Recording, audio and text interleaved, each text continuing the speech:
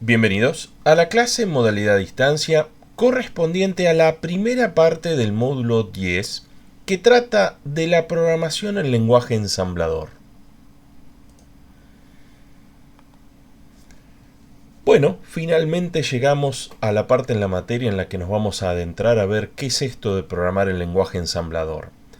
Este módulo está cortado, bueno, en dos partes como es habitual, en más de una parte, digamos. En este caso son dos. Y es más o menos están balanceadas. Quizás es un piquillín más corto esta primera parte que la segunda. Pero bueno, aquí vamos a presentar, por ejemplo, conceptos fundacionales como desde qué es cómo se estructura internamente un programa en lenguaje ensamblador, que, bueno, les anticipo, va a ser muy parecido a lo que estamos acostumbrados, va a ser un documento de texto. Pero después sí nos vamos a ir metiendo en las peculiaridades, no de una, sino de dos arquitecturas en paralelo. Un poco tal vez eso es lo novedoso de la presentación que hacemos en nuestra universidad, es que no usamos una sola arquitectura para ver cómo se programa en su lenguaje ensamblador, sino que vamos a ir llevando en paralelo, quizás, el costo lo van a llevar ustedes, ¿no? Porque va a ser tal vez el doble de complejo, no solo aprender una, sino dos a la par. Y un poco por qué hacemos esto, desde ya que la intención no es complicarles la vida a ustedes que cursando en la materia, la cantidad de materias que están haciendo desde ya la tienen en enrevesada, sino que la intención es poder contrastar aspecto por aspecto. Fíjense qué dos arquitecturas elegimos. Una arquitectura que es tipo CISC y una que es de tipo RISC. Entonces creo que al ir haciendo esta comparativa en paralelo, a pantalla partida un poco más, va a quedar más que evidente esas diferencias que venimos comentando desde el primer módulo que ahí habíamos presentado estas dos categorías de arquitecturas. Y un poco cerramos esta primera parte del módulo repasando cómo hacen estos lenguajes de programación tan cercanos al hardware para, bueno, estructurar, para brindar estructuras de control que son armados bastante más cercanos a la manera en la cual los programadores pensamos los problemas. Van a ver que en algún punto vamos a tener todas las estructuras de control a las que estamos acostumbrados a nuestra disposición, si bien, bueno, va a haber que hacer un esfuerzo adicional para acomodarnos a este lenguaje de programación, como ustedes saben, tan cercano al hardware y tal vez no tan cercano a lo que venimos estando acostumbrados en los lenguajes de programación de alto nivel. Pero empecemos por el principio. Decíamos, ¿cómo se estructura un programa fuente escrito en lenguaje ensamblador? No hay sorpresas aquí. Como es el caso en los lenguajes de alto nivel, en esencia es un archivo de texto. En el caso de la arquitectura OSEUNS va a ser simplemente una secuencia de instrucciones. Sí, por costumbre quizás, de nuevo, como en la arquitectura OSEUNS es de papel y lápiz, el output, la salida del compilador va a ser lo que ustedes, que a los fines prácticos van a ser los que simulen el compilador con papel y lápiz, decidan que sea. Pero bueno, por una cuestión de ponernos todos de acuerdo y para que después podamos evaluar si programan bien o no la arquitectura OSEUNS, le vamos a pedir que esa secuencia de instrucciones esté acompañado de la secuencia de direcciones de memoria en las cuales esas instrucciones van a terminar residiendo. Recuerden que la arquitectura OSEUNS tiene instrucciones de 16 bits, entonces la secuencia de instrucciones seguramente va a estar acompañada de una secuencia de direcciones que avanzan de dos en dos, ¿sí? No va a ser posición 1, posición 2, posición 3, sino que va a ser seguramente posición 1, posición 3, posición 5, ¿sí? Dejando, bueno, salteando un byte en el medio para que entren los 16 bits de la instrucción. Bueno, además de tener la dirección y la instrucción, naturalmente una instrucción, lo que les contaba recién era la salida del compilador, ¿no? El output que sale del lenguaje ensamblador. La entrada, lo que está escrito en lenguaje ensamblador, la entrada está en lenguaje ensamblador, la salida en lenguaje máquina, ¿sí? Perdón si los estoy confundiendo. La entrada en lenguaje ensamblador, naturalmente, va a ser la secuencia de instrucciones. Recuerden cuál es la diferencia entre la entrada y la salida. La entrada admite, se maneja con conceptos simbólicos, es un lenguaje simbólico, entonces tenemos a disposición etiquetas, mientras que en la salida no. por eso les pedí en la salida que figuren las direcciones, ya que las etiquetas se transforman eventualmente en las direcciones. Del lado de la entrada, que perdón, es lo que estamos repasando aquí, la estructura del programa en lenguaje ensamblador, que es un lenguaje simbólico, ahí sí vamos a poder utilizar etiquetas. Y bueno, así como podemos etiquetar instrucciones, en realidad las etiquetas son direcciones de memoria, así que pueden ser instrucciones, también pueden estar etiquetando datos. Ahora más adelante vamos a ver un que otro ejemplo en donde, bueno, etiquetamos instrucciones, pero también tenemos a disposición etiquetar locaciones de memoria que serán usadas como variables en nuestro programa. Bueno, en otras arquitecturas, por ejemplo, si usáramos algún compilador, algún ensamblador para la arquitectura CISC, para Intel, típicamente tienen diversas secciones, tal vez tengan una sección en la cual van los datos de tamaño conocido en tiempo de compilación, en otra área va el código, en otra área, no sé, va la pila, en otra área va el heap, ¿no? Las distintas regiones de memoria que venimos comentando al analizar los modos de direccionamiento pueden estar presentes en la estructura del código fuente cuando escribimos programas en Assembler para una arquitectura tipo la Intel.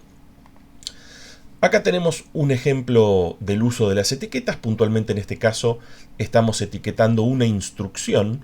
A esa instrucción le pusimos de nombre rutina y bueno, en otro lado del programa podemos directamente hacer call, hacer la invocación al procedimiento o llamar a una cierta dirección de memoria y entonces directamente ponemos call rutina. Estamos invocando o pasando el control, la ejecución del programa a esa dirección de memoria.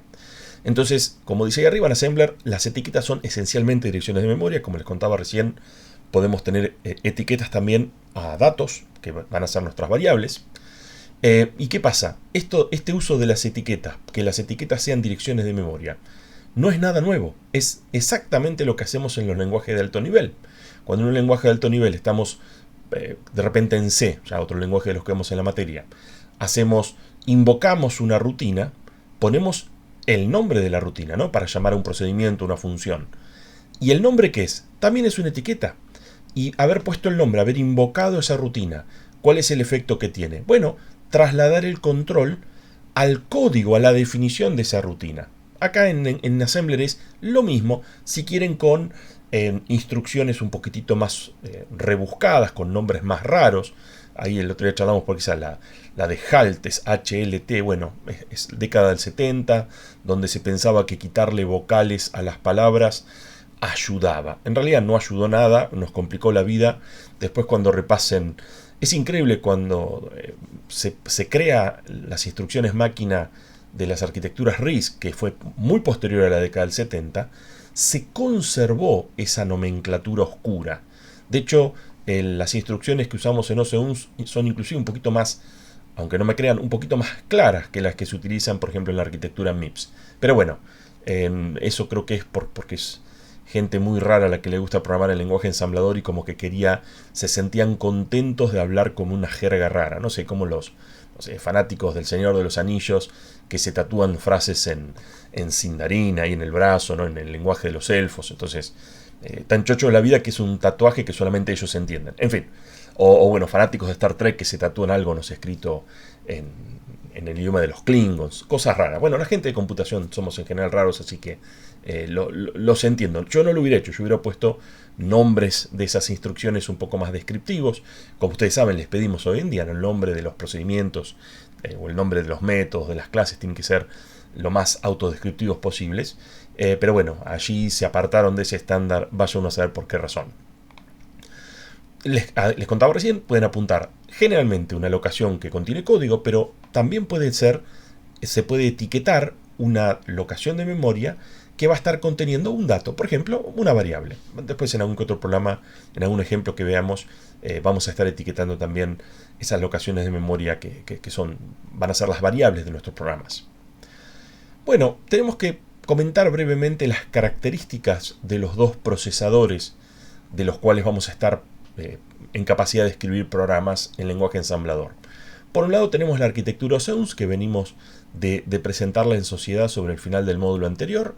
Como ustedes saben, cuenta con 16 registros de propósito general. Acá empieza la comparativa pantalla compartida que les contaba recién. Como peculiaridad tenemos al registro F, que, como dicen los electrónicos, está cableado a cero.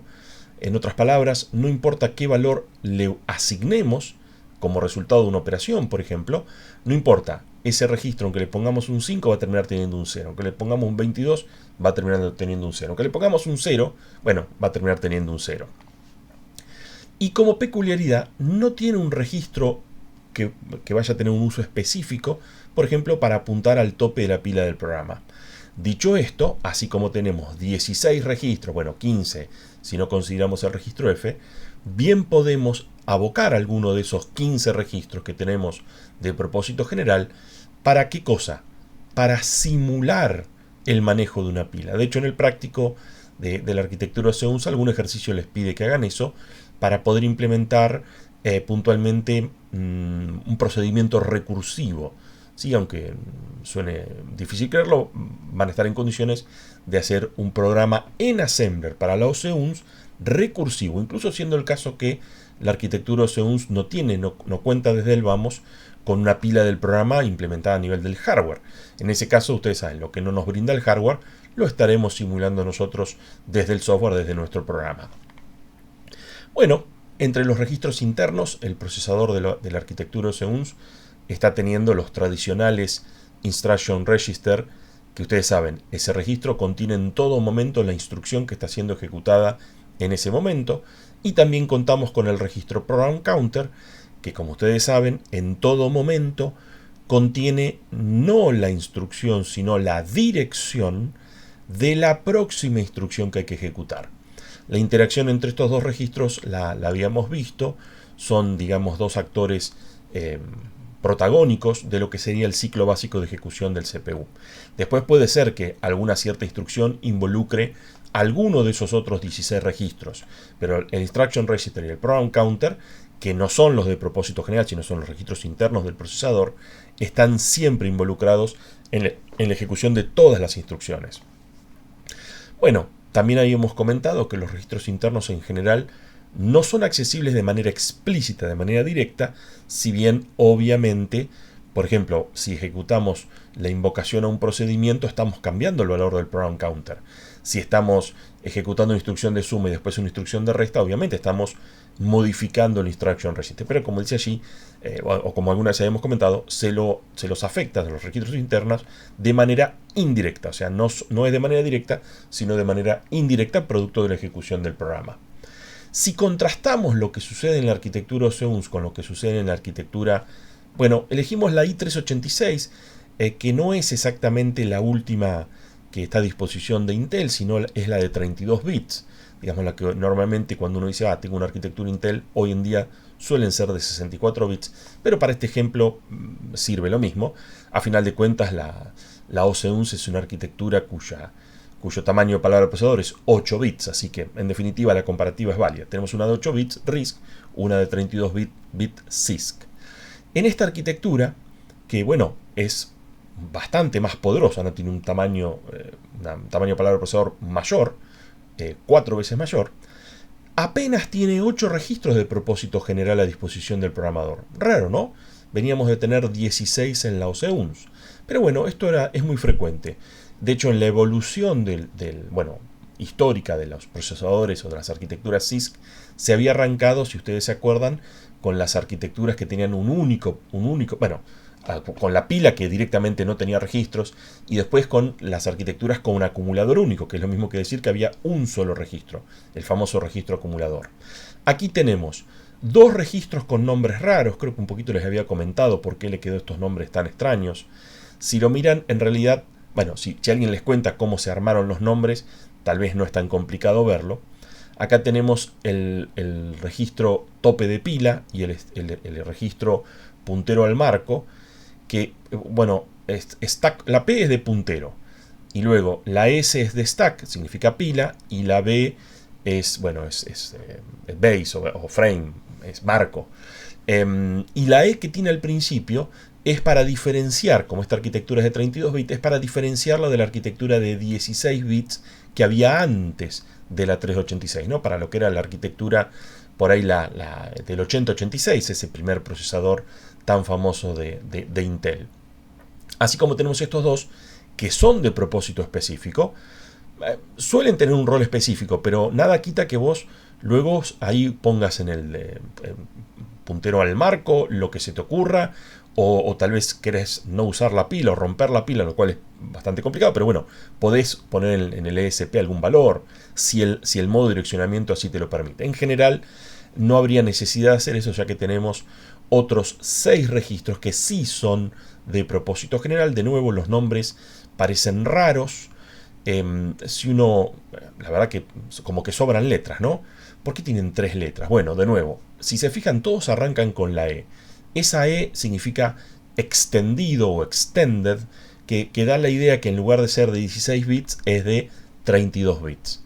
Luego, si le quitamos la primera letra, fíjense que nos queda stack pointer, base pointer, bueno, los que tienen P son los de rol específico, y luego tienen, y la verdad que sí es un berenjena al tratar de explicar esto. Fíjense, tenemos el registro A, B, C y D, pero pará, no es A, es AX, no es B, es BX, ¿no? Y así con todos. Bueno, eso también tiene su explicación, es porque dentro de la arquitectura, inclusive la de 16 bits, la anterior, la que no tenía la E, vos podías trabajar con los primeros 8 bits o los segundos 8 bits. Entonces estaba el registro AL, AH, y para cuando vos querías usar los dos a la vez, estaba el AX. ¿Por qué la X? No tengo idea. Pusieron una X, no me suena ninguna palabra, es como que es el registro X. Perdón, el registro A, la X como registro. Un escándalo, ¿no? La verdad, seguir el origen de todos estos cachivaches. Muchas de estas cuestiones se conservan por razones históricas, porque los programadores ya estaban acostumbrados a los nombres anteriores, entonces cuando se armó la nueva arquitectura dijeron, che, le ponemos una E adelante. Y alguno dijo, sí, qué buena idea. La verdad quedó una porquería. Si lo contrastamos con lo que es la OCUNS, obviamente en la OCUNS, bueno, yo ayudé un poco en su diseño, obviamente había visto lo horrible que era el nombre de los registros aquí, ¿qué hicimos? Le pusimos R0, R1, R2, R3, que es lo razonable, ¿no? La R de registro y el número del número, y ya está. Pero bueno, aquí es porque vienen como con un bagaje encima. Y, por ejemplo, el A, ¿por qué se llama A? Bueno, porque era el registro acumulador. El registro D, ¿por qué se llama D? Porque era el registro para doble precisión, para el registro de datos. El C, ¿por qué se llama C? Ah, porque era el registro contador. Y el B, ¿por qué? Bueno, porque es el registro para usar de base en los modos de direccionamiento, como ustedes saben, multicomponente, como es el modo base y el indexado. Tiene su razón de ser por esos nombres tan extraños. Pero bueno, la verdad que hoy en día se ha perdido y es bastante confuso andar acordándose cuál puede usar y cuál no. De hecho, bueno, es absolutamente no ortogonal los modos de direccionamiento en la arquitectura Intel. Y como les contaba, creo que les contaba la anécdota de que como nunca me acordaba cuál se podía usar y cuál no, escribía el código, si compilaba era que se podía usar, si no compilaba sabía que no compilaba porque había usado un registro incorrecto, y si podía, en lugar del A ponía el B, en lugar del B ponía el C, y dale que va. Me quedan 2 más ahí al final que han aparecido también para esas instrucciones, que creo que la conversamos el otro día en la consulta del martes. El S, bueno, de nuevo, ¿por qué arrancan con la E? Porque había una versión de 16 bits que no tenía la E. Estoy hablando de los últimos dos, ¿no? El SI y el DI. ¿Por qué tiene una I y no una X? Bueno, porque son registros índice. Entonces no tenían la parte baja, la parte alta, el high y el low. Es directamente un registro índice. ¿Y por qué S y D? Bueno, es origen y destino en inglés. Source y destination. Son para copiar arreglos, para copiar, bueno, comparar arreglos. Para esas operaciones de las más complejas que permite el procesador Intel. ¿Qué sacamos en limpio de esta comparativa? Lo vamos a ir haciendo constantemente. Vamos a ir comparando cómo hacemos algo en CISC, cómo hacemos algo en RISC. Y ustedes sacarán la conclusión, cuál les gusta más, cuál les parece más flexible, etcétera, etcétera. De nuevo, acá es uno de los pocos lugares en donde es más simple lo que hacemos en OCUNS, en una arquitectura RISC, que en una CISC, porque en general el costo de que la arquitectura sea de set de instrucciones reducido lo paga el programador, lo vamos a pagar nosotros. Y aquí en este caso puntualmente, como era un berenjenal la nomenclatura de los registros, bueno, la pusimos, y en general si es así, en la mayoría de las arquitecturas es un poquito más prolijo. En el resto de los casos que vamos a ir viendo a continuación, van a ver que en general la arquitectura CISC es más amigable al programador, más amigable a nosotros. Ok. En las dos arquitecturas La memoria funciona como un gran arreglo. En ambos casos se direcciona al byte. Y hay que hacer una salvedad. La arquitectura Intel 386 ordena, claro, es una arquitectura de 32 bits. Entonces, cuando guardemos, no sé, el contenido de un registro en memoria, ¿cómo va a ordenar esos 32 bits? Bueno, va a ser 4 paquetitos de 8, 4 bytes, digamos, y los va a ordenar aplicando el criterio Little Endian. ¿Por qué no hacemos la aclaración para la arquitectura OCUNS, o bueno, para la arquitectura RISC con la que hacemos la comparativa? Si lo piensan un segundo, es porque la arquitectura OCUNS tiene un tamaño de palabra del procesador de un byte. Entonces ahí no hay discusión. Es un byte, ¿cómo lo ordenás? Y agarras el byte y lo pones en memoria. No hay alternativa, ¿sí? La discusión Big Endian, Little Endian surge con arquitecturas que tengan más de un byte de tamaño de palabra del procesador. Empecemos. Empecemos con nuestra programación en lenguaje ensamblador. Una de las instrucciones que, si recuerdan el práctico donde expresábamos o encontrábamos una secuencia de instrucciones que computara el valor de una expresión, habrán visto que la instrucción move es muy útil. La usábamos, bueno, para llevar y traer cosas de memoria. La sintaxis es, bueno, aquí en CISC se toma la decisión de poner en primer lugar, bueno, perdón, no es algo propio de Intel, sino del assembler, del macro assembler que estamos utilizando como sintaxis. Ya que hay otro assembler que es de otro origen, que no es del macro assembler, en donde esto se hace al revés. ¿Sí? Así que ante la duda hay que consultar. Ahora, después vamos a hablar sobre este punto. ¿Cuál es la alternativa? Una alternativa es poner el destino primero, el origen después, y la otra es poner el origen primero y el destino después, obviamente. Vamos a estar estandarizándonos en usar esta variante que, si uno pone, por ejemplo, move ebx,3, ¿qué estamos haciendo? Le estamos, como dice ahí el comentario, le estamos poniendo un 3. Bueno, ya que estoy lo comento, creo que no lo había mencionado. Este punto y coma, cuando el ensamblador encuentra un punto y coma, sabe que el resto de la línea contiene un comentario. Si el punto y coma está al comienzo de la línea, bueno, toda la línea es un comentario, ¿sí? Entonces estarán diciendo, che, pero ¿y por qué no usa el porcientos? ¿Por qué no usa el barra asterisco? Bueno, por la sencilla razón de que el C se inventó unos años después. Entonces no le dio oportunidad de usar, como usa Java, como usa otros lenguajes de programación, el estándar para los comentarios que utiliza, ¿no? Que tenés los comentarios multilínea, que son muy cómodos, que posibilita Java, que posibilita C. Aquí no, tenemos solamente el punto y coma. Entonces, bueno, hasta el propio código del ejemplo, el comentario está también como si fuera un comentario del código, cosa de que si quieren hacer copiar y pegar lo que ven allí escrito en azul, lo pueden poner, por ejemplo, en un ensamblador y debería aceptarlo. Aquí estamos, decíamos, entonces ebx va a ser el destino, es un registro. Y el 3, bueno, es buena la pregunta. ¿Será el 3? ¿Será el contenido de la alocación de memoria número 3? No, en este caso es el número 3. Aquí tenemos estamos copiando información, estamos moviendo el contenido del registro ebx, lo estamos guardando o copiando al registro EAX. Recuerden siempre el registro es el de la izquierda. Si estas dos instrucciones se ejecutaran una después de la otra, de alguna manera nos quedaría el 3 puesto en los dos registros. Y no me acuerdo si tenemos alguna más. Sí, aquí tenemos, bueno, hacemos por primera vez uso, en un ejemplo, lo habíamos utilizado para una dirección de código para hacer el salto. Aquí estamos usando la naturaleza simbólica del lenguaje de capa 4, el lenguaje ensamblador. Entonces, bueno, en este caso, cont puede ser una dirección donde está una variable llamada cont. Entonces, al hacerlo de esta manera, lo que estamos guardando, buena pregunta, ¿qué estamos guardando? El contenido de la variable, justo me quedó una cacofonía. El contenido de la variable contador o cont, o qué estamos guardando en EAX. Bueno, atención. Como no tiene los corchetes, lo que estamos guardando en EAX es la dirección de la variable contador o la variable cont, ¿sí? Guarda con eso, que no es lo mismo. Como nos pasaba en C. No hay que confundir un puntero con lo apuntado por ese puntero. En este caso, cont sería como un puntero. Si queremos lo apuntado por ese puntero, le tenemos que poner los corchetes.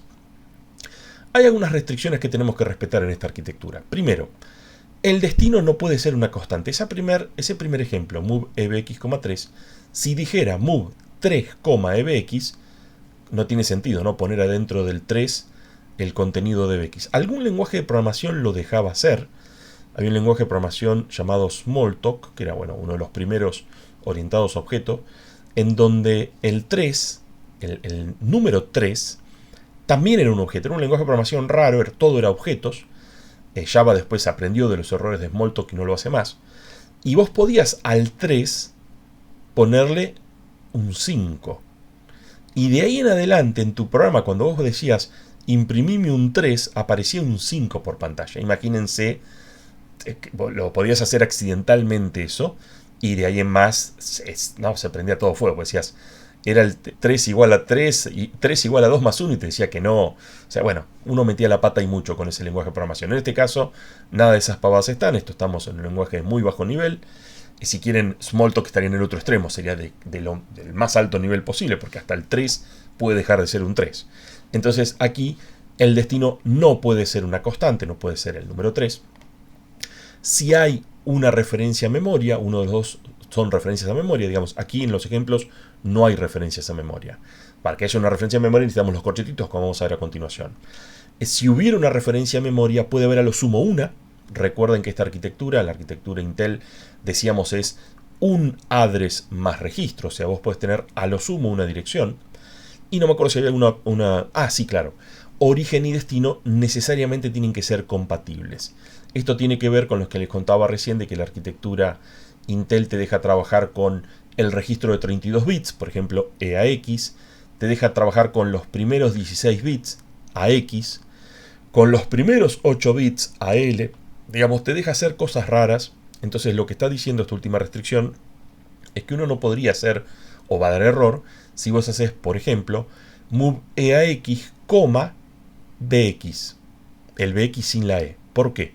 Porque EAX es de 32, BX es de 16, entonces eso no está permitido. Es como que hace falta una conversión explícita de tipo, si quieren. En este caso, uno debería usar el correcto y poner a 0 lo que no querés que te afecte el resultado. ¿Cómo compara esta instrucción move en RISC? Bueno, acá nos empieza a morder los talones la naturaleza RISC de la arquitectura OSEUNS. No hay, si recuerdan, si tienen a mano la cartilla de instrucciones, no hay una instrucción move. No tenemos. Bueno, pero pará. Y lo que hace la instrucción move en la arquitectura CISC, de alguna manera lo tenemos que poder hacer. Eso sí está. La funcionalidad de la instrucción move de la arquitectura Intel está. Lo que pasa es que no tenemos la misma instrucción. Entonces, las tareas que hacíamos con el move en la arquitectura CISC lo vamos a hacer con diversas instrucciones en la arquitectura OSEUNS. Para llevar y traer información desde memoria vamos a usar las instrucciones load y store. Son las dos instrucciones a tal efecto que acceden a la memoria. Si recuerdan, la arquitectura OSEUNS o las arquitecturas RISC en general son registro a registro. Claro, son registro a registro en las operaciones de cómputo. Luego tenés instrucciones de propósito específico que son para acceder a memoria, que son estas dos que les comento aquí. ¿Y qué pasa con el segundo rol de la instrucción move? Que es llevar y traer información entre los registros. Bueno, no tenemos una instrucción que nos deje hacer eso de manera explícita.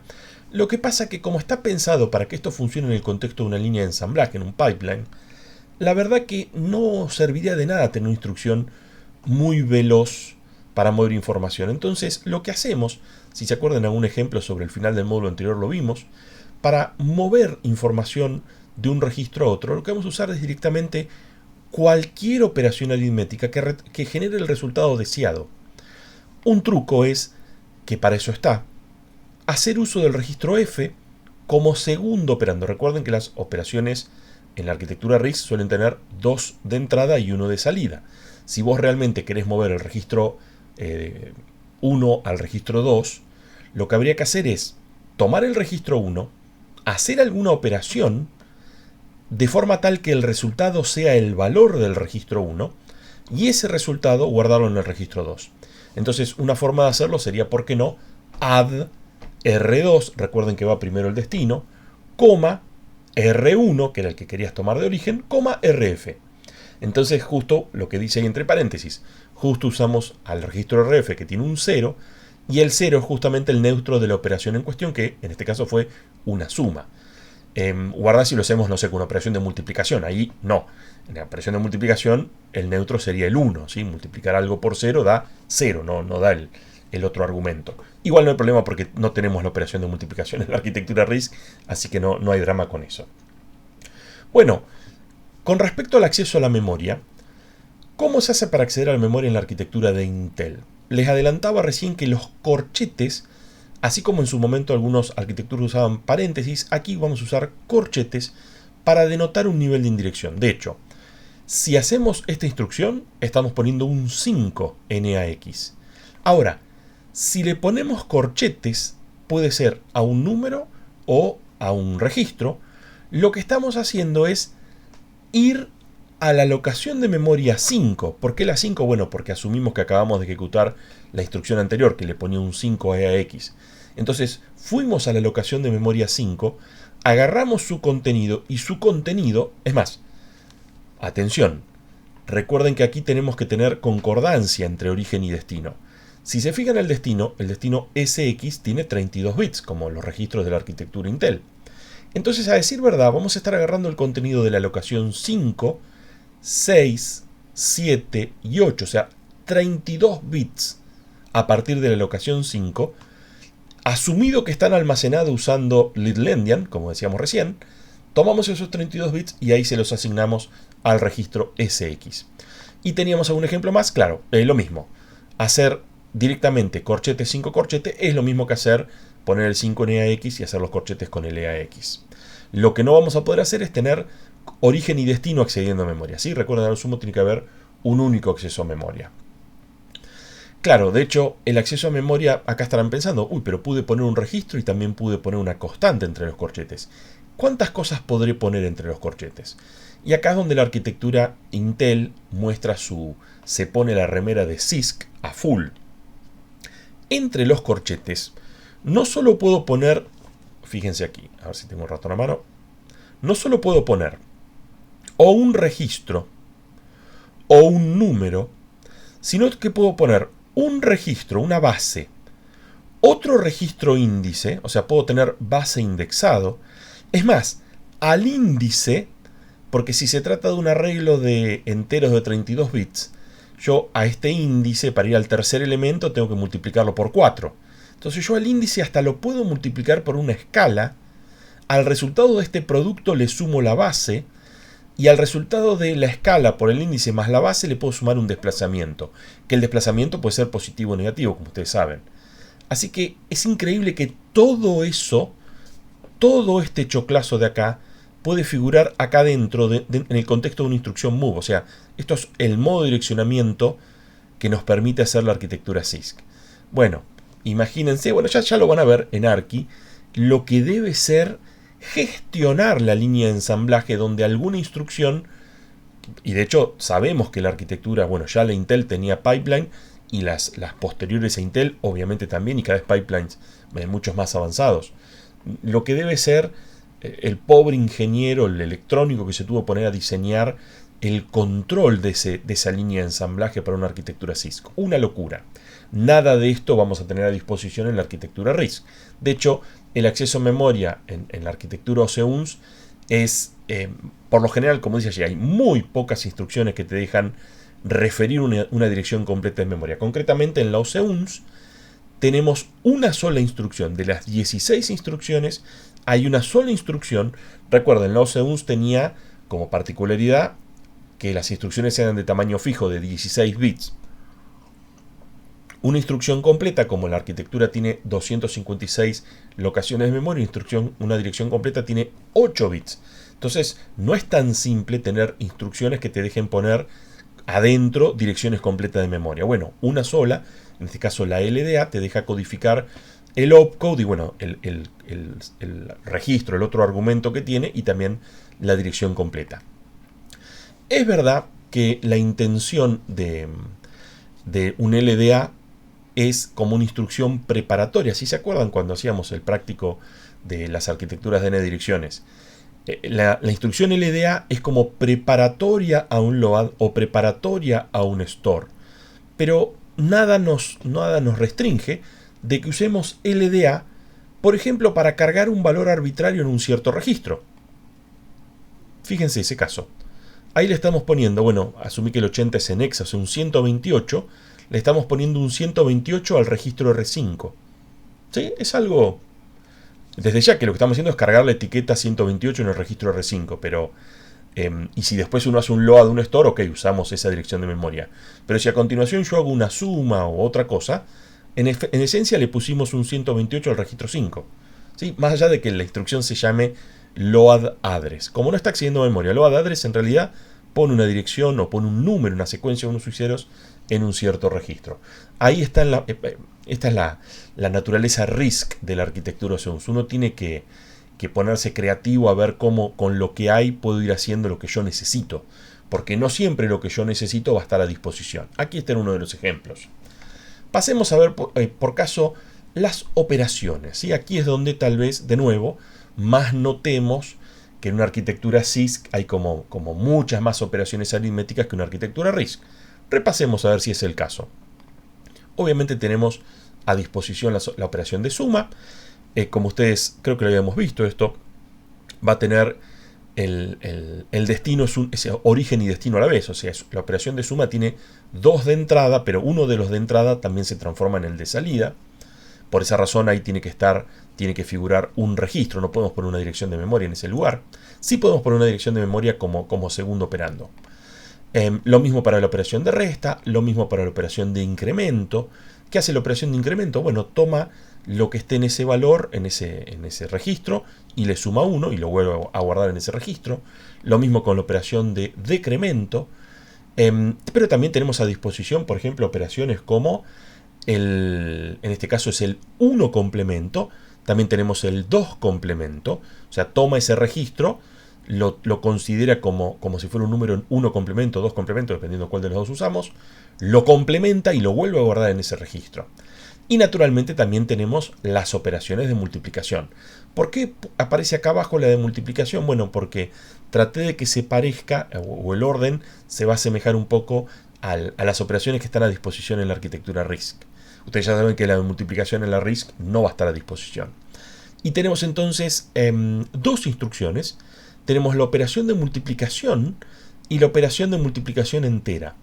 Y tal vez es raro que uno dice, pero ¿cómo? Multiplicar, me está faltando. Multiplicar es como sumar, ¿no? Debería tener origen y destino y que, bueno, el destino sea uno de los dos que fue origen. Bueno, no. Aquí multiplicar siempre multiplica lo que está en el acumulador con lo que vos le des. ¿Y dónde va a poner el resultado? En el acumulador. De hecho, bueno, la operación de multiplicación es todavía más enrevesada. Si recuerdan, cuando multiplicamos, por ejemplo, dos números de 32 bits, como es el caso de la arquitectura de Intel, el resultado va a tener 64. Bueno, de manera implícita va a estar utilizando el EAX, que es el acumulador, tiene solamente 32. Bueno, usa otro registro, el registro EDX, para entre los dos, los 32 bits del EDX más los 32 bits del EAX, poder armar ese resultado de 64 bits. Pero es bastante confuso usarlo. Siempre que tengo que usar esta instrucción en Assembler para Intel, tengo que ir a revisar de dónde tomaba el dato, dónde lo guardaba, qué flag seteaba. Es de esas instrucciones que, bueno, a menos que estés todo el día trabajando en Assembler, la verdad siempre alguna cosita se te escapa. Algo parecido pasa con la operación de división. Aquí no me acuerdo si lo hemos mencionado, aquí es a la inversa. Vos podés tomar un número que tenga 32 bits, lo dividís por uno que tenga 64 bits, lo dividís por otro de 32 y ahí el resultado te da de 32. Entonces, aquí de nuevo uno esperaría ver dos operandos y no, ves solo uno, porque cuando vos, por ejemplo, pones dividir por 5, ya sabe el CPU que querés dividir qué cosa. A EAX, al acumulador. Es más, sabe que querés dividir a la secuencia de 32 bits formada por EDX, perdón, de 64 bits, formada por EDX pegadito a EAX. Esas cosas confusas y raras, casi me confundo yo también recién contándolo, que hace la arquitectura Intel. Por suerte, del otro lado tenemos la arquitectura RISC, y digo por suerte tal vez hasta irónicamente, porque cuanto más simple sea lo que el CPU me da, más trabajo vamos a tener nosotros los programadores. Del lado de la arquitectura RISC, las operaciones aritméticas disponibles, bueno, más de 16 no van a poder ser, porque eran solo 16 instrucciones, y la verdad, si lo miramos, concretamente de operaciones aritméticas había poquitas. Teníamos la suma, que como peculiaridad nos aparece mucho más explícito cuáles son los operandos de entrada, cuál es el de salida. En general, las arquitecturas RISC suelen tener la forma origen, origen, destino. Yo aquí me tomé la libertad de cambiar el destino y ponerlo en el primer lugar, simplemente para que se asemeje a lo que era la operación de suma en la arquitectura de Intel. Nada más que por eso, lo aviso por si después, no me acuerdo si en Arqui trabajan sobre la MIPS, bueno, nos van a volver chango el hecho de poner el destino en el tercer lugar. Lo de que sea, digamos, las dos variantes son destino, origen, origen, o la alternativa origen, origen, destino. Obviamente la que hasta ahora no he visto y espero que nunca haya es origen, destino, origen. Eso sería medio confuso, ¿no? Normalmente son estos dos los pongo acá o estos dos primeros los pongo en el tercero. Recuerden, vamos a estar manteniendo entonces el estándar del macro assembler, es decir, el destino es el primero y los orígenes son todos los que vengan después. En el caso de la arquitectura RISC son explícitos los tres, el destino y los dos orígenes. Lo mismo para la suma, y a nivel multiplicación y división no tenemos. Si las necesitáramos, creo que en el práctico estaba como ejercicio, bueno, escribiremos un programa en donde cómo hacemos la multiplicación, sumas sucesivas, cómo hacemos la división, restas sucesivas. ¿Sí? No me acuerdo si ustedes en la primera se lo habrán explicado así. Cuando a mí me enseñaron a multiplicar me dijeron, esta crucecita, este por, es sumar n veces. O sea, se hace haciendo muchas sumas. Después aprendimos a cómo multiplicar directamente o agarrar el celular y hacer la cuenta en la calculadora, pero no quita que ya solo con la operación de suma podemos implementar una rutina que multiplique. Y después, si miramos a nivel de operaciones aritméticas, también teníamos la de incrementar y decrementar, con la particularidad de que ahora, bueno, solo acepta un registro. Bueno, en el caso de Intel también, trabajan sobre registros. Y si repasamos las restantes instrucciones, no quedan más. Es todo lo que nos brinda a la arquitectura OSEUNS a nivel de operaciones aritméticas. Si queremos armar un programa, ¿qué necesitamos? Bueno, necesitamos operaciones de cómputo, las acabamos de ver, pero ¿qué caracteriza? A ver, ¿qué tipo de lenguaje es el lenguaje ensamblador?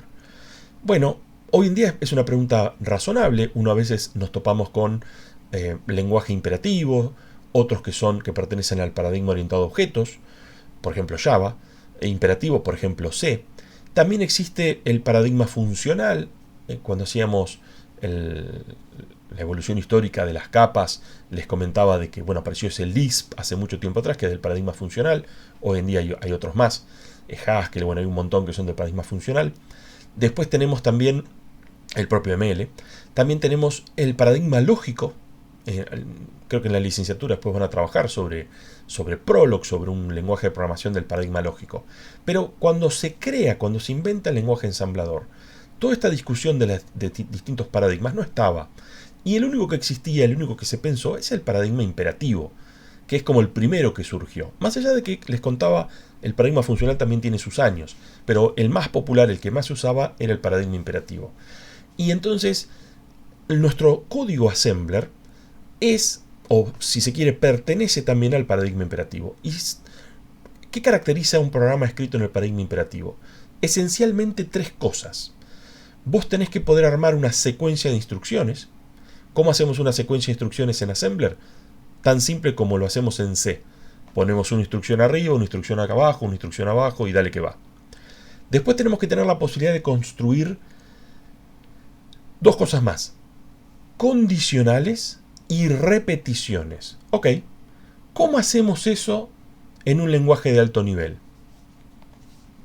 En un lenguaje de alto nivel lo hacemos apelando, cuando digo lenguaje de alto nivel, digamos C, lo hacemos apelando a las estructuras de control. Las estructuras de control, tenemos la condicional, que justamente es la que nos deja hacer condiciones, y tenemos las repetitivas, que pueden ser el for, que pueden ser un repeat until, que puede ser un while, que nos dejan hacer repetición justamente. Y con esos tres elementos, secuencia, condicional y repetición, estamos en condiciones de armar cualquier programa dentro del paradigma imperativo. Así que si llegáramos a poder armar secuencia, condicional y repetición, estamos en condiciones de salir programando el lenguaje ensamblador, ya que el lenguaje ensamblador pertenece al paradigma imperativo. Entonces, bueno, la pregunta que se impone es cómo armamos estructuras de control en lenguaje ensamblador.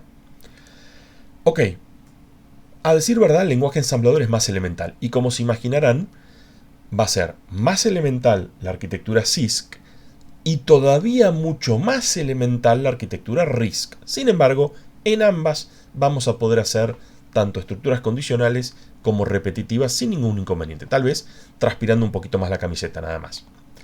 Bueno, ¿qué tenemos a disposición en ambas arquitecturas? Tenemos a disposición los flags del procesador, que si se acuerdan, recuerdan ciertas características del resultado de la última operación. Digo ciertas características porque, por ejemplo, si hay un flag 0, se acuerda si el último resultado dio 0. Si hay un flag overflow, se acuerda si la última operación dio overflow. Si hay un flag, no sé, de paridad, se acuerda si el último resultado tenía paridad par o paridad impar. Ese tipo de cosas. Y después tenemos instrucciones de salto. Esencialmente, combinando los flags con las instrucciones de salto, estaríamos en condiciones de hacer cualquier programa que el programa siga la lógica de flujo de ejecución que el programador quiera. Ok, empecemos por el principio. ¿Cuáles son los principales flags que tiene a disposición la arquitectura CISC? Bueno, son varios. Tenemos, en el caso de trabajar con enteros no signados, bueno, porque la arquitectura Intel te deja trabajar con enteros no signados, es decir, enteros positivos, pero también te deja trabajar con enteros signados en dos complementos, ¿sí? Tenemos las dos posibilidades. Si son no signados, usamos el flag 0 y el flag carry. El flag carry sería cuando hay carry out. Si la última operación tuvo carry out, el flag carry se prende. Si se acuerdan, si trabajamos por ejemplo en uno complemento, si había carry, había que sumarle uno al resultado. Bueno, entonces en el flag carry, ese bit que me sobró del resultado queda atrapado en el flag carry. Al estar operando con enteros signados, bueno, va a haber un flag overflow que, ¿a qué no saben? Lo que hace el flag overflow es computar el XOR entre el carry out y el carry a la posición del signo, como veníamos haciendo nosotros al hacer sumas en punto fijo. Obviamente, al trabajar con enteros signados, también tenemos el flag signo, que como se imaginarán, lo que tiene es copiado el valor del signo.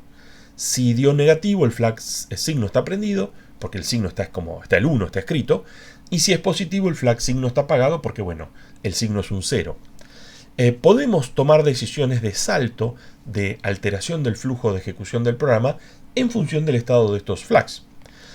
Desde ya, la gran mayoría de las operaciones, típicamente las operaciones aritméticas en su totalidad, pero alguna otra operación también, tal vez una operación move, al copiar un dato de un lugar a otro, también termina afectando el flag. Típicamente uno ejecuta la instrucción que genera el resultado que uno quiere analizar y deberíamos, para que no se nos pierda el valor de los flags, digamos, para que no haya la ejecución de otra instrucción en el medio que lo cambie, uno debería acto seguido de haber generado el resultado que estás inspeccionando, acto seguido deberíamos operar sobre esos flags. Ahora lo vamos a ver con un ejemplo más en concreto.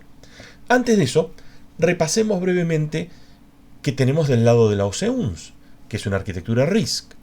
Bueno, a decir verdad, de nuevo, como es de papel y lápiz, vamos a poder hacer que tenga los flags que se nos ocurran.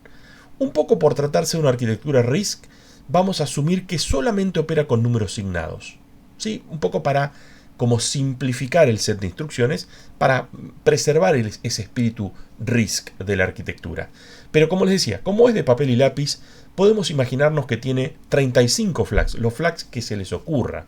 Vamos a hacer un flag que compute, no sé, el CRC o lo que se te ocurra computar. Total, vas a ser vos el que va a hacer la cuenta, así que no hay ningún inconveniente.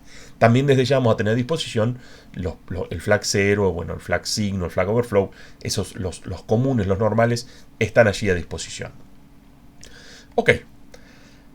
En el caso de la arquitectura RISC, vamos a asumir que la ejecución de las instrucciones, de las operaciones, van a estar seteando o reseteando los distintos flags que estemos considerando. Empecemos a ver cómo se codifican la bifurcación, cómo afectamos el flujo de ejecución del programa en función de los flags. Vamos a estar usando en general, para setear los flags antes de actuar sobre ellos, hay una instrucción muy interesante llamada compare, que bueno, década del 70 o inclusive antes, parecía que compare era muy largo, entonces le pusieron CMP, que recibe dos argumentos. ¿Y qué hace esta instrucción? Lo que computa, usa la ALU para computar la resta, al primero le resto el segundo. Pero a diferencia de la instrucción sub, que sería no la de subtract, la de resta, si uno aquí, en lugar de compare, pusiera sub, hay una diferencia, que se computa la resta, pero el resultado se guarda acá. Mientras que compare computa la resta y al resultado lo descarta, porque no es importante el resultado. Lo que es importante sí es setear los flags, o sea, compare, sin adulterar el contenido de ningún registro, sí compara los dos argumentos que le estemos dando a la instrucción y setea los flags de manera acorde. Vamos a ver cómo a continuación lo vamos a estar utilizando. En el caso, por ejemplo, de que primero y segundo los dos sean idénticos, sean la misma cadena de unos y ceros, claro, hacemos la resta, nos va a dar 0. Entonces el flag 0 se prende. El flag carry no se prende. ¿Qué sería el flag carry al hacer una resta? Bueno, el flag carry, el carry out, sería el borrow. ¿Y cuándo se prendería el flag borrow? Y la verdad, si lo piensan, es una resta, ¿no? ¿En qué momento le tenés que pedir? Bueno, le tenés que pedir cuando el segundo sea más grande que el primero. Entonces, por eso, en el caso este de que son iguales, el flag borrow, el flag carry, no se prende, queda en 0. Justamente, si el primero es más grande que el segundo, ahora la resta no va a dar 0, por eso el flag 0 está apagado. Como el primero era más grande que el segundo, no le vamos a pedir nada al de afuera. Entonces el flag borrow, el flag carry, está apagado también. ¿Y qué sucede con el flag de signo, con el flag de overflow y el flag de signo? Bueno, el flag de overflow va a tener el mismo valor que tenía el flag de signo, ¿sí? Fíjense que aquí no dijimos si estamos comparando números signados o sin signo. De alguna manera la instrucción compare los setea todos, a veces interpretándolo como número signado, a veces interpretándolo como número sin signo, para que el significado de los flags o el valor de los flags sea el correcto en ambos casos. Y obviamente la tercera alternativa es cuando el segundo es más grande que el primero. Obviamente el flag 0 está siempre apagado, el flag 0 se prende solamente si son iguales, porque es la única forma en la que la resta de 0. Y noten cómo ahora el flag de borrow, el flag carry, al ser una resta, por eso digo borrow, está prendido. Porque el segundo es más grande que el primero, entonces vos venís haciendo la resta y en algún punto como que le tenés que pedir uno y decís, ay, no lo tengo, ¿no? Entonces sería una especie de overflow de la resta, por así decir, que bueno, en realidad es el borrow de la resta. Y en este caso el flag de signo va a tener, el flag de overflow va a ser distinto al flag de signo, ¿no? Es como que en un caso quedan iguales, en otro caso quedan distintos. Si se fijan, mirando qué pasa con los flags, solamente mirando qué pasa con los flags, puedo saber si eran iguales, si el primero era mayor que el segundo y si el segundo era mayor que el primero. Solo mirando los flags, la combinación de valores de los flags. Sí, es muy interesante eso. Ok, con esto en mente, empecemos a ver las instrucciones que cambian, que afectan el program counter, ¿no? Que cambian el flujo de ejecución del programa. Porque a final de cuentas lo que queremos lograr es combinar, haber seteado los flags de acuerdo a lo que necesitamos y acto seguido tomar un salto en función o no de lo que diga el flag en particular. Bueno, arrancamos por una instrucción de salto que se llama incondicional. La instrucción de salto incondicional sería jump, J-U-M-P, pero bueno, de nuevo, década del 70, la U parecía gastar, no sé, un byte al cohete, se escribe JMP. En el caso de la arquitectura Intel hay dos. Hay una que se llama jump y la otra que es jump short. ¿Y cuál es la principal diferencia? Bueno, en ambos casos ponemos un label. La única diferencia, uno tiene la sensación que la instrucción es la misma, pero en realidad jump short va a tener un opcode diferente porque es un formato de instrucción diferente. ¿Por qué? Bueno, porque esta es una etiqueta completa, una dirección completa de memoria, 32 bits, y esta creo que era 16, tenía que ser mucho más cercana. Y por ende, esta instrucción, recuerden que la arquitectura de Intel es de formato de instrucción de tamaño variable, entonces esta instrucción va a ser mucho más voluminosa, esta instrucción va a ser mucho más cortita y obviamente el opcode de ambas instrucciones va a cambiar para que después la etapa de decodificación sepa que una instrucción es más corta y la otra más larga, simplemente, ¿no? Más allá de que a nivel del programador esa diferencia no nos importa y ambas se llaman jump igual. Lo que pasa es que a la segunda, para que se codifique ahorrando espacio, le tenemos que agregar ese modificador short. ¿Cómo hacemos para saber si el label al que estoy saltando es short o no?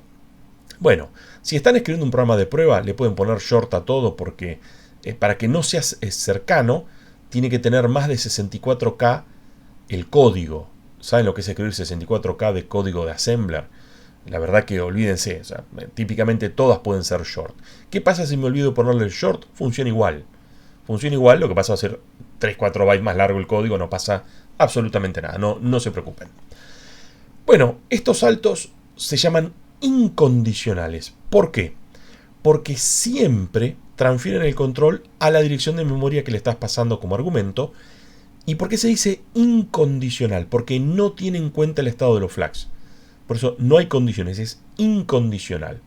Se podría decir que la instrucción siguiente a continuación de un jump jamás es ejecutada. Hago este comentario porque, bueno, cuando hagamos los saltos condicionales, ahí, como su nombre lo indica, a veces vamos a la etiqueta pasada como argumento, a veces vamos a la instrucción siguiente al salto condicional. En el caso de un salto incondicional, daría la sensación que la instrucción siguiente del salto incondicional no va a ser ejecutada nunca, pero puntitos suspensivos porque ¿qué tal si la instrucción que viene después de un jump es una etiqueta que es destino de algún otro salto? ¿Qué es lo que uno suele hacer? ¿No? Uno escribe un fragmento de código y después pone otro, y bueno, a veces pasa de que te queda una instrucción luego de un jump. Lo que pasa es que esa instrucción tiene una etiqueta, va a ser destino de otra parte, de otra lógica del programa. Ok, era para pensarlo nada más. Pasemos a los saltos que realmente son los útiles, los que vamos a usar para programar, que son los saltos condicionales. De hecho, cuando la instrucción jump existe en los lenguajes de alto nivel, se lo conoce, es una sentencia que se llama go to, que sirve, es ir a, no hay condición, vamos siempre. Y de hecho, bueno, en la década del 70, creo que 80, se escribieron cartas criticándolo. Bueno, entonces hoy en día tratamos de no programar usando gotos, pero bueno, es una sentencia que está y a veces en ciertas circunstancias simplifica, por ejemplo, al construir compiladores, simplifica la calidad del código y si te sirve usarlo y si queda código de mejor calidad, adelante. Pero normalmente los saltos más útiles que vamos a estar usando constantemente en nuestros programas van a ser condicionales. En un salto condicional, como decíamos, no siempre se produce la transferencia de control a la etiqueta que le das como argumento, porque el salto se hace o no, dependiendo de qué cosa, del estado de uno o más flags. Si el flag está como uno espera que esté, se produce el salto, pero a veces el flag no está como uno espera que esté. ¿Y ahí qué sucede? Nada, no pasa nada. La instrucción de salto condicional se ignora y continúas con la instrucción siguiente y dale que va. Los saltos más fáciles de contar, de precisar, se realizan inspeccionando solo un flag. Lamentablemente son los más fáciles, pero son los menos frecuentes. Los más interesantes, los más frecuentes, son saltos más complejos que van a depender del estado de múltiples flags a la vez. Ahora lo repasamos más en detalle. Empecemos por los saltos simples. En los saltos simples, recuerden, si el flag está activo o inactivo, se va a producir el salto. Si el flag no está como uno quiere que esté, la instrucción de salto condicional es ignorada y se pasa a la instrucción siguiente. ¿Por qué digo activo o inactivo? Bueno, porque vamos a tener siempre para cada flag dos variantes. Porque estamos en una arquitectura CISC, así que acá vamos a tener, digamos, hay que llenar. Les contaba, la cartilla de instrucciones tiene, hace tiempo no chequeo el dato, pero arriba de 800 instrucciones. Hay que llenar una cartilla de instrucciones con 800 instrucciones. Entonces, bueno, fíjense aquí. Para el flag 0. Perdón, no lo dije. Van a ver que a los flags los abreviamos siempre con dos letras. La segunda letra, porque de nuevo, en Assembler es todo así, ¿no? Es siempre bien críptico. La segunda letra siempre es la F de flag. Y la primera es, por así decir, la inicial de la palabrita. El flag 0, ¿por qué no es con una C? Bueno, porque 0 en inglés se escribe con Z, ¿no? Y si aquí fuera una C sería el flag de carry. Ahora lo tenemos a continuación. En el flag 0, si está prendido, significa que el resultado de la última operación fue 0. Vamos a saltar a destino si ponemos la instrucción jump 0. Noten que ya no es más JMP, ahora es JZ. O sea, jump 0 significa saltamos si 0 está prendido. Si en la última operación dio 0. Y el dual o el inverso o el complementario sería JNZ, que sería ¿qué cosa? Como se imaginarán, es jump not 0. O sea, si no está el 0 prendido, saltás. ¿Qué sería que no esté el 0 prendido? Que la última instrucción, su resultado no fue 0. Obviamente esto después lo vamos a usar al programar, pareándolo o macheándolo con un compare justamente, que era el que no seteaba los flags de manera acorde a lo que el programador quería. Sigamos repasando saltos simples. Tenemos JO y JNO. Bueno, dependen del flag O. ¿Qué será el flag O? Bueno, O, overflow.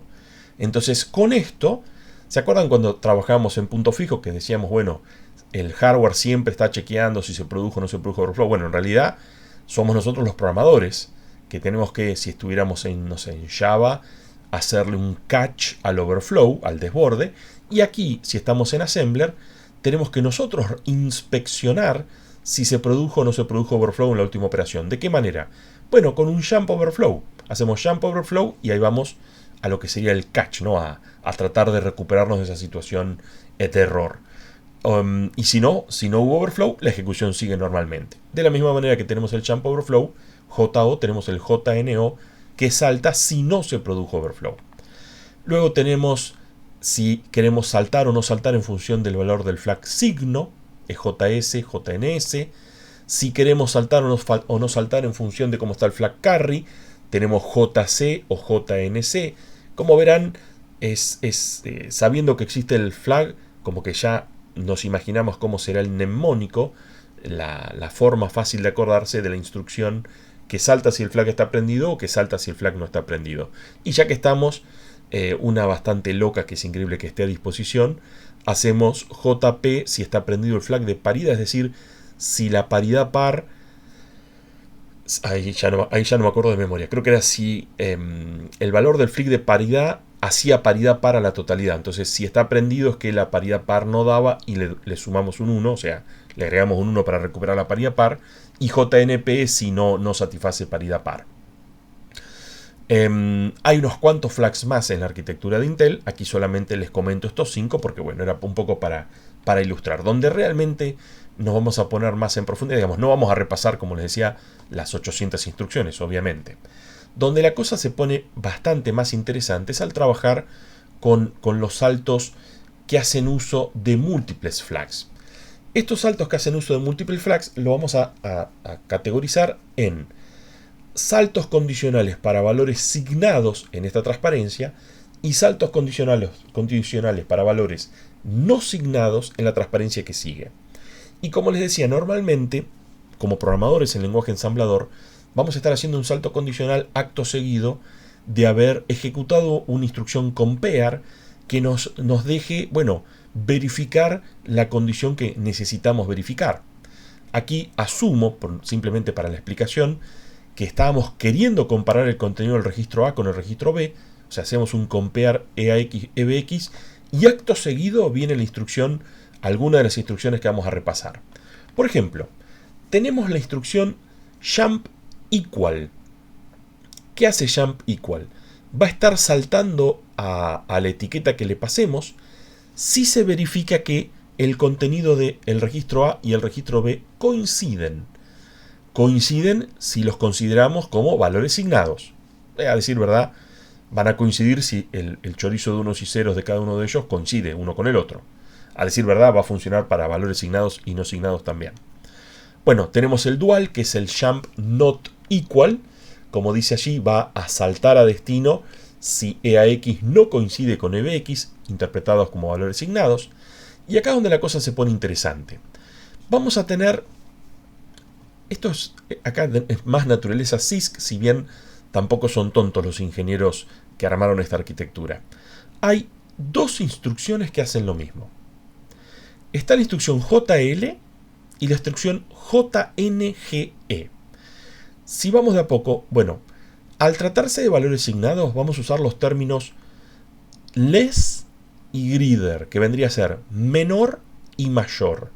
Si hablamos de menor o mayor, estamos hablando de valores con signo, valores signados. Y fíjense una cosa. Si bien a nivel de lenguaje ensamblador yo tengo dos instrucciones y nosotros como programadores vamos a usar la que cuadre mejor a lo que estamos queriendo describir, si lo pensamos por un segundo, decir jump less es decir que lo que dice allí en la aclaración, que EAX es estrictamente menor que EBX. Ahora bien, decir que algo es estrictamente, o sea, que A es estrictamente menor que B, no es equivalente, no es lo mismo que decir si A, síganme, si A es estrictamente menor que B, no estamos diciendo que no es el caso que A sea igual a B, ni tampoco que A sea mayor que B. Decir que no es ni igual ni mayor, a decir verdad, es lo mismo que decir que es menor estrictamente. Bueno, y acá es donde les decía que los ingenieros no fueron tontos. De hecho, a nivel del lenguaje ensamblador te dejan tener las dos instrucciones, pero si uno mira el formato de instrucción, tanto JL como JNGE generan el mismo código de operación, el mismo opcode. Porque a decir verdad, son dos instrucciones en lenguaje ensamblador que hacen lo mismo. Saltan si EAX es estrictamente menor a EBX. ¿Sí? ¿Se entiende? Bueno, este jueguito lo vamos a hacer un montón de veces, porque por ejemplo, hay otra instrucción que es JLE, que como se imaginarán, salta si EAX es menor o igual a EBX. ¿Y cuál es el dual de saltar si es menor o igual? Es lo mismo que decir que no es mayor. ¿Sí? Y seguimos. Tenés saltar si es mayor, que salta cuando EAX es estrictamente mayor que EBX, y lo que es lo mismo, es decir, saltar cuando no es el caso que sea menor o igual. Y nos queda uno más, que es saltar si igual. Ya se van haciendo una idea, ¿no? Cómo llegamos a esas 800 instrucciones en la cartilla. Saltar cuando es mayor o igual es equivalente a decir saltar cuando no es menor. Bueno, a tener presente, si hablamos de mayor o menor en inglés, greater o less, estamos hablando de valores signados. Pero vamos a tener que poder comparar magnitudes al trabajar con valores no signados, ¿no? Como enteros positivos. Y uno también dice mayor y menor con enteros no positivos, pero con enteros no signados, con enteros positivos. Pero se pone confuso si usamos de nuevo las palabras mayor y menor, ¿no? Greater y less. Entonces la verdad que hicieron algo muy interesante.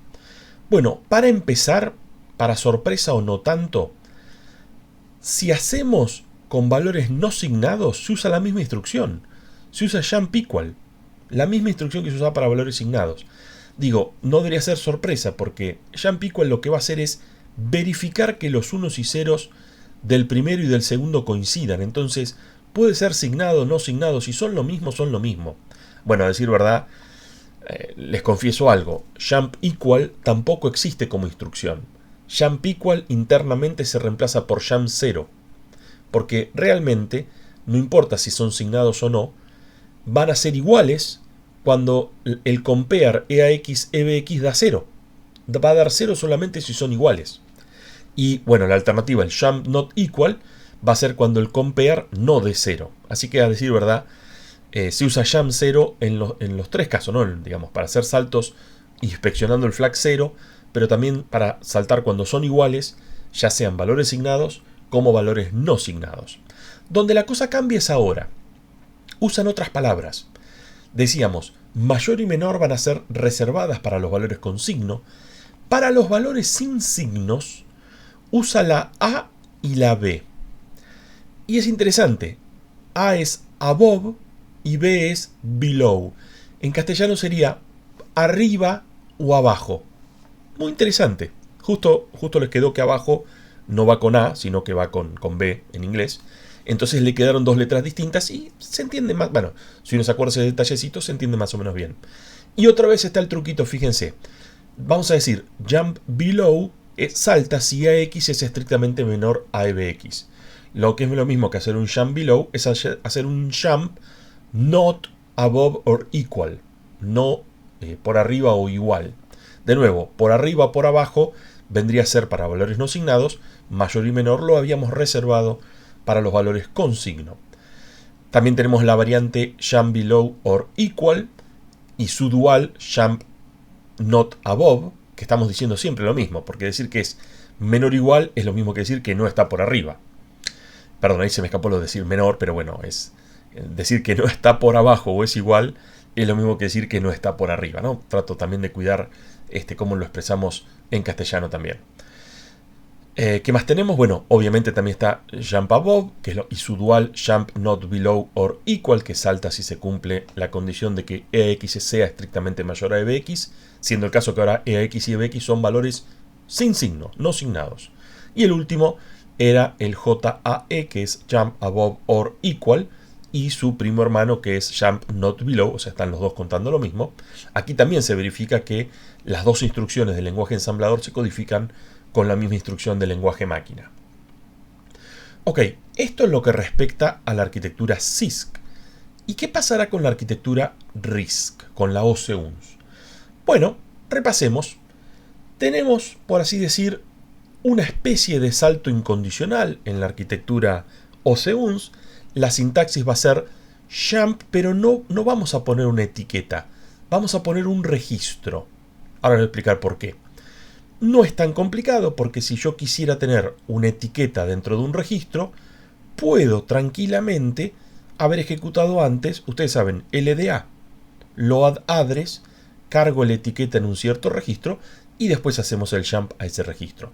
En general, creo que lo tenía en la transparencia. Acá vemos un ejemplo, jump y un cierto registro. Bueno, este es un salto incondicional, siempre, pero siempre va a transferir el control a la dirección de memoria contenido en el registro que le pasamos como argumento. Y, a decir verdad, esta instrucción que parecería rara es el complemento, como vamos a ver en la segunda parte de este módulo, de la instrucción de invocación a procedimiento. La instrucción de invocación a procedimiento es la instrucción call, que tiene una peculiaridad, la instrucción call de la arquitectura OC-UNS, que uno de sus argumentos, además de tener como argumento la etiqueta a la cual, al procedimiento que estás invocando, tiene como argumento un registro, porque en realidad sería una instrucción llamada call and link, o sea, salta y vincula. ¿Vincula qué cosa? La dirección de retorno en un cierto registro. Entonces, esta instrucción de salto incondicional, que tal vez parece rara, en realidad está concebida para que sea el complemento de la invocación a procedimiento. Y si lo pensamos en un lenguaje de alto nivel, ¿cómo se llama la instrucción que complementa la invocación a rutina? En algunas arquitecturas tenemos la instrucción return. Creo que en Pascal, por ejemplo, tenemos el return. Después en C, en otros lenguajes, si se trata de una función, tenemos también el return, o le asignamos el valor y termina la función y ahí es lo que terminó retornando.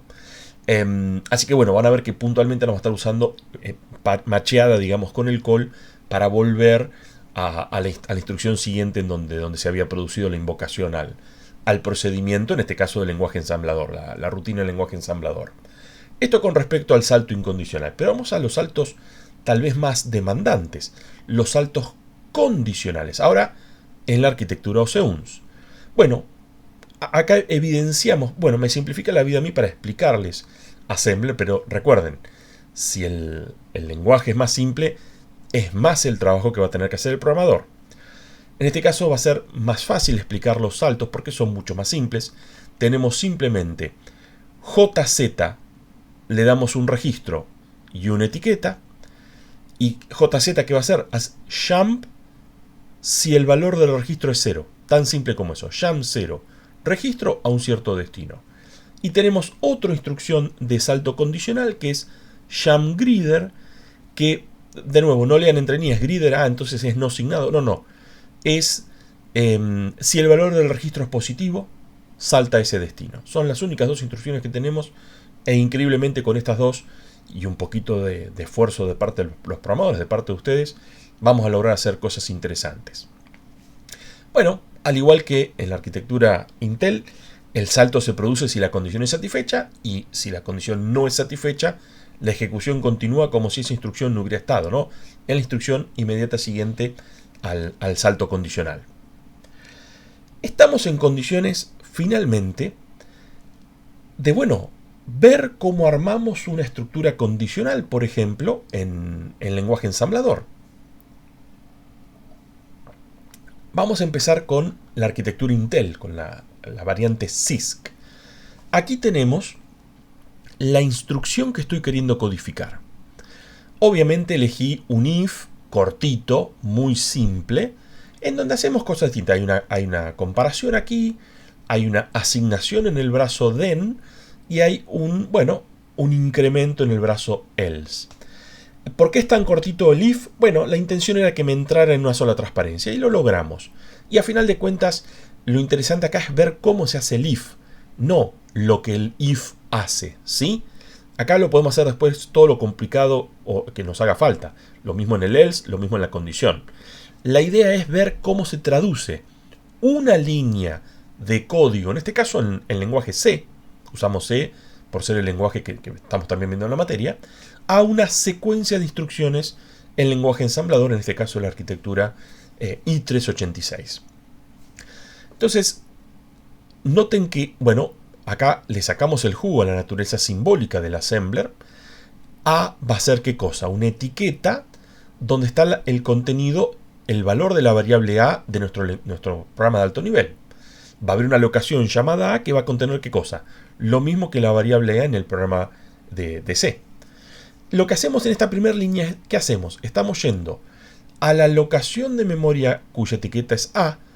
Como hay corchetes, vamos a tomar su contenido y lo vamos a traer provisoriamente al registro EAX. Acá vemos un ejemplo de para qué se usa, por ejemplo, el modo registro. Luego, en la instrucción que sigue, vamos a estar usando el modo registro para hacer ¿qué cosa? Bueno, para comparar lo que había en esta variable A, pero ya no está más en memoria, está provisoriamente en el registro.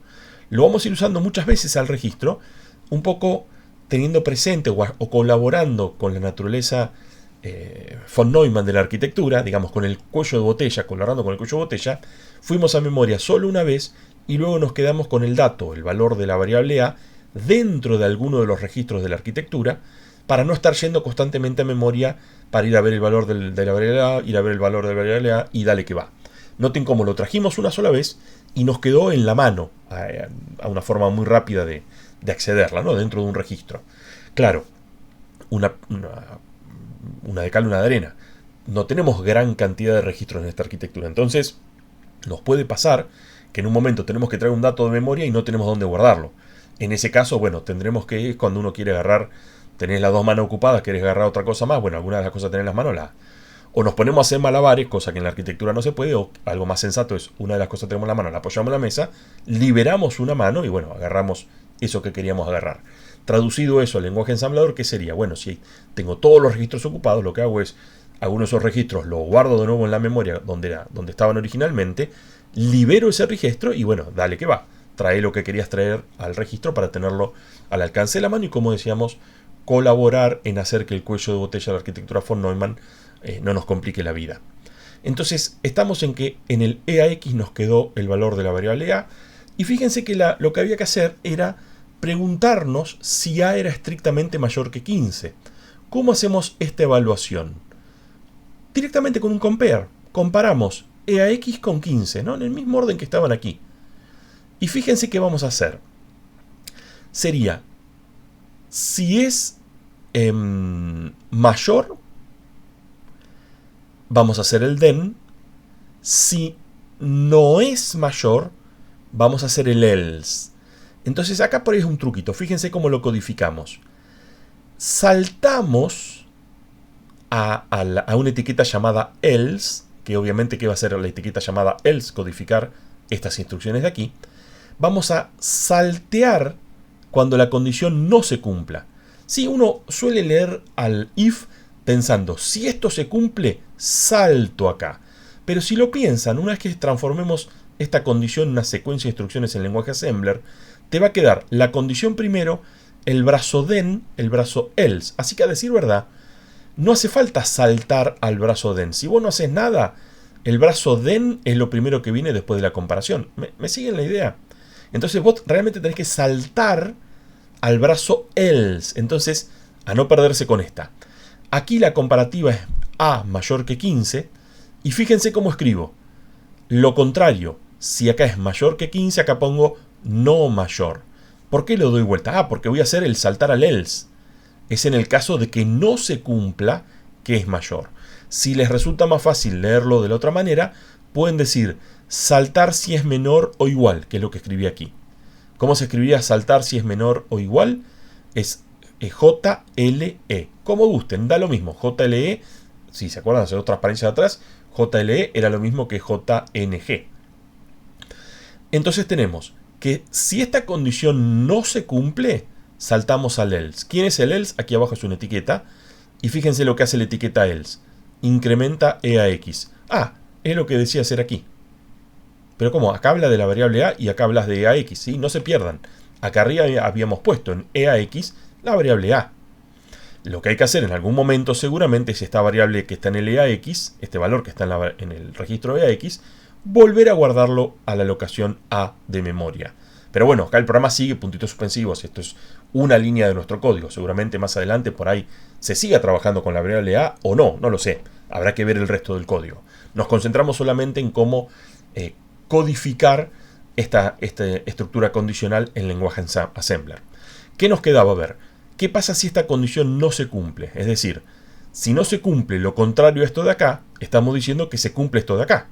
O sea, si no se cumple que es menor o igual a 15, es que es mayor que 15. Si es mayor que 15, debíamos poner en la locación B un 32. Lo hacemos con un move. Acá está.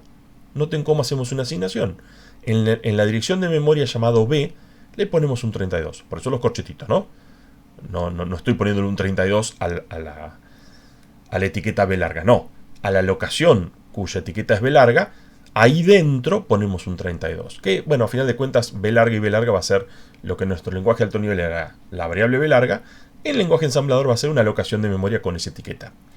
¿Y qué más tenemos? Atención, tengo que tener cuidado de, luego de haber hecho el brazo then, no ejecutar por error el brazo else. Si yo aquí lo puse toda una sola línea para que me entre una sola transparencia, pero ¿qué haría el código? Saltea ahora el else. Bueno, si saltea el else, tenemos que hacer un salto incondicional. Si se acuerdan en la arquitectura Intel, el salto incondicional era con la instrucción jump. Y si me apuran, miren, estamos saltando a 2 de distancia. Aquí podemos poner jump short, pero como les contaba hoy, poner jump short o poner jump va a compilar igual. A lo sumo, el código va a tener 2 bytes más de largo, ¿no? Porque de 16 se va a 32 la etiqueta. Bueno, no pasa nada. Aquí lo importante es entender cómo funciona, cómo podemos codificar, como dice acá arriba, cómo podemos codificar la estructura de control condicional en assembler de la arquitectura Intel 386. Ok. Noten que en el caso del else no hacíamos nada porque aquí, luego de hacer esta instrucción, vamos a la siguiente, que es seguir. Y aquí, en el caso del else, sí debíamos saltear el brazo del else. Bien. ¿Qué pasa con las restantes estructuras de control? Vimos un if. ¿Cómo haríamos un repeat? ¿Cómo haríamos un while? Etcétera, etcétera. Bueno, la verdad que con la misma facilidad, si quieren, entre comillas, lo de facilidad, ¿no? Vieron que, ok, no era tan difícil, pero tampoco era tan fácil.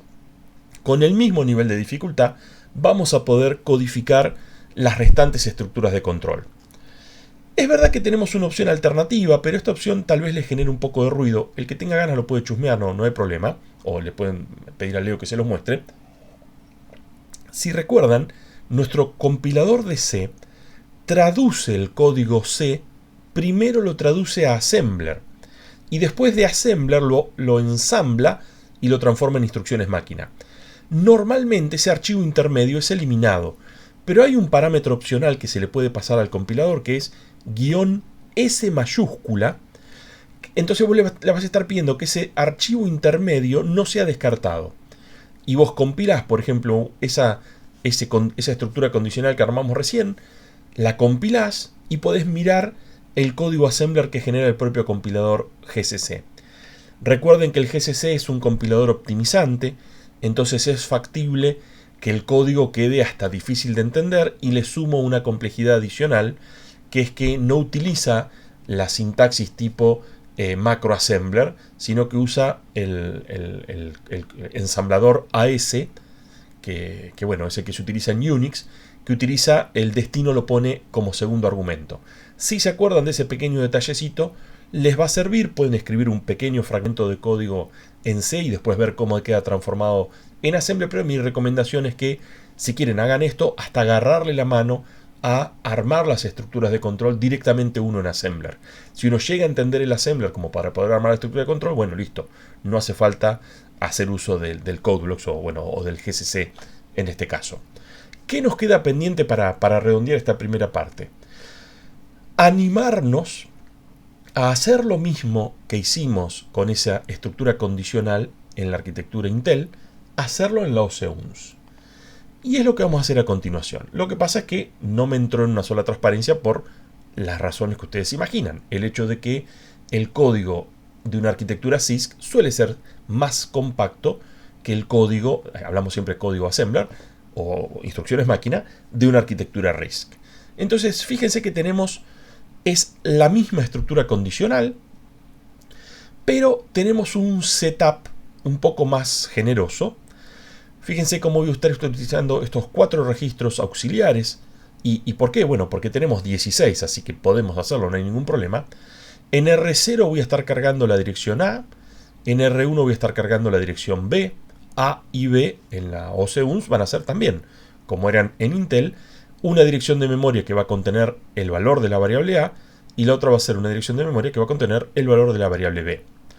Pero vamos a hacer algo más. Este 15 y este 32, aquí LDA lo usamos para cargar en los registros direcciones de memoria. Y aquí usamos a LDA de esa manera, no digo trucha, pero alterna, o quizás ingeniosa si quieren, que usamos una instrucción que es para cargar direcciones, en realidad lo usamos para cargar un número.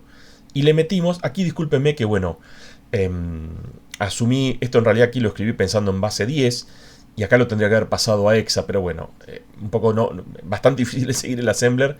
En general, normalmente el assembler va en hexa, y habría que ver cómo es 15. Bueno, 15 es fácil, es 0F, y 32 es, ya me perdí, es 20, creo que es, no, es 16 por 2.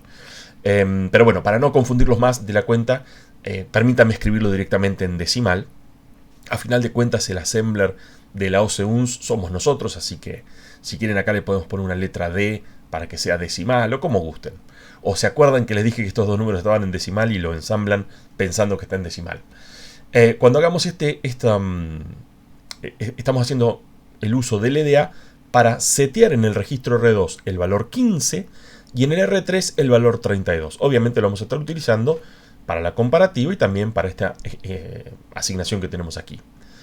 Empezamos. ¿Qué es lo primero que tenemos que hacer? Vamos a hacer algo parecido a lo que hemos hecho en Intel, que fue traer el valor de la variable A, traerlo a un registro. Entonces voy a usar RA, va a ser mi registro que contiene la variable A. Fíjense, me quedo justo, RA tiene a la A.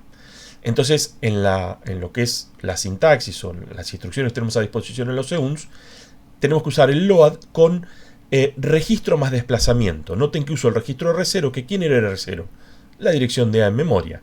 Entonces, como ya en R0 está el valor correcto, el desplazamiento que le pongo es un 0, ya que no necesito corregirlo. ¿Y qué va a hacer esto? Me va a traer a RA el valor actual de la variable A. ¿Qué estoy haciendo? Preparándome para computar esto de aquí y ver qué sucede.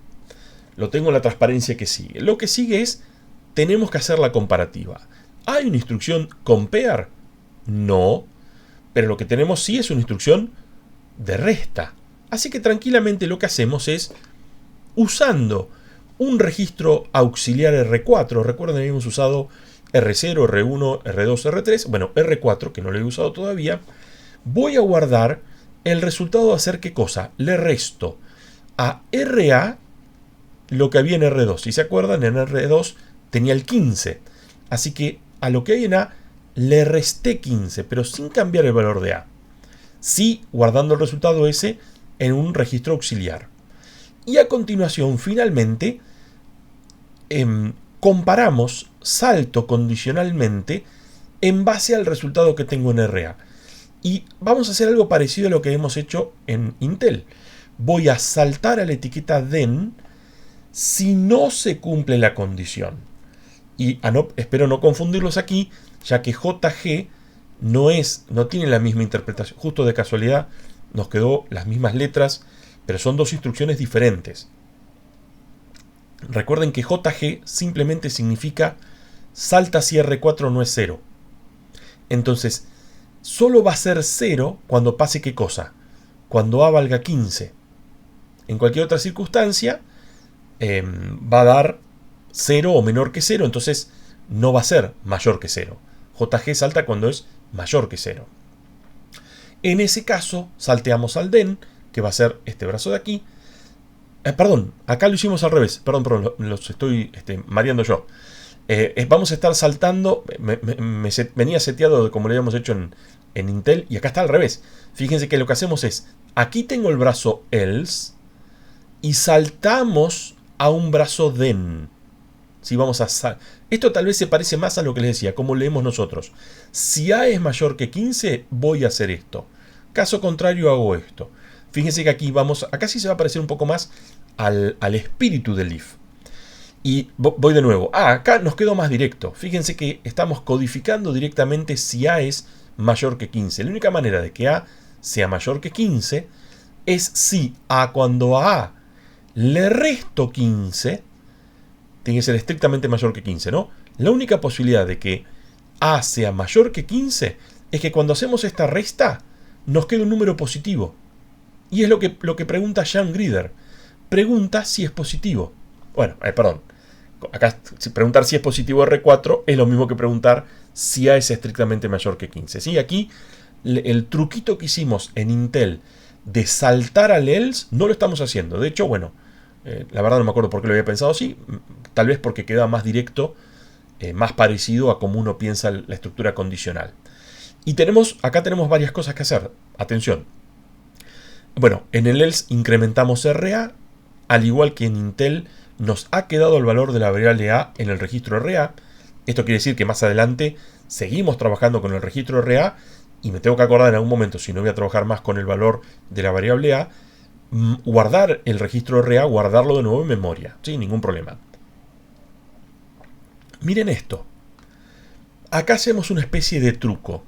Hago un call, pero en realidad no es un call, porque yo no estoy llamando a ninguna rutina. Esto, bueno, lo vamos a ver en la segunda parte de este módulo. En realidad lo que estoy haciendo es un salto.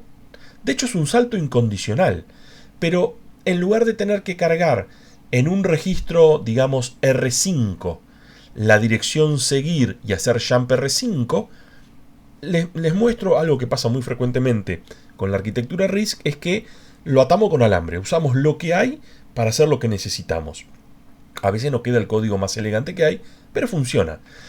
Pero claro, el call necesita un segundo registro en donde va a estar anotando la dirección de retorno. Pero como este call no es un call, miren lo que hago. Le paso RF como dirección de retorno. O sea, el call le va a querer guardar un número acá, la dirección de retorno, es decir, la dirección de la instrucción que sigue. Pero como el registro es RF, ustedes saben, se va a perder y a nadie le importa, porque nunca vamos a hacer un return. Realmente, más que un call, fue un jump. Pero, ¿y por qué lo hicimos así que es más oscuro el código? Y porque hacer LDA, por ejemplo, LDA R5, seguir, y en acto siguiente hacer jump R5, ocupaba dos instrucciones, ocupaba 32 bits.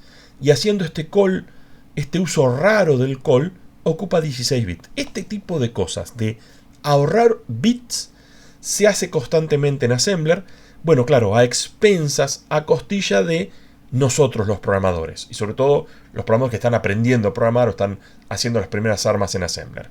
Pero bueno, más vale toparnos con ese tipo de cosas raras, inclusive aquí cuando estamos tomando contacto con el lenguaje de programación, con el lenguaje ensamblador, y no cuando uno por ahí piensa que ya sabe y te chocas con estas cosas raras. Ok, ¿qué logramos aquí? Hacemos el else y salteamos el then, ¿no? Porque el then está aquí. ¿Qué nos quedaba pendiente hacer en el then? Era almacenar un 32 en la locación de memoria que se llama b larga, que era nuestra variable b larga del programa. El den está aquí. Recuerden que al den íbamos si se cumplía esta condición, como corresponde. Y lo resolvemos muy fácil, porque ya habíamos preparado, teníamos el setup hecho. En R1, si se acuerdan, teníamos la dirección de memoria de la variable b. Y en R3 teníamos preparado un 32. Así que simplemente hacer store R3 que tiene un 32, ¿dónde? En la dirección R1 desplazada 0 lugares, ¿no? Recuerden que siempre load y store es registro más desplazamiento, pero como R1 ya tiene el valor correcto, el desplazamiento que le ponemos es directamente 0 porque este valor de aquí es el correcto. Y aquí seguimos. Increíblemente, bueno, la parte donde ejecutamos las instrucciones es más cortita, pero claro, requerimos de un setup inicial. Y no sé si notaron, usamos una multiplicidad de registros. Es verdad que este código se podría optimizar y por ahí si un registro ya después no lo volvemos a usar, reutilizarlo para otra cosa. Eso es absolutamente válido. Pero bueno, en general dejamos que esas optimizaciones las hagan los compiladores optimizantes. Si bien, claro, estamos en OCUNS. Acá el compilador optimizante son ustedes mismos. Entonces, los invito a que a medida que se vayan sintiendo más cómodos programando en Assembler de la arquitectura OCUNS, empiecen a tener en cuenta esas pequeñas optimizaciones.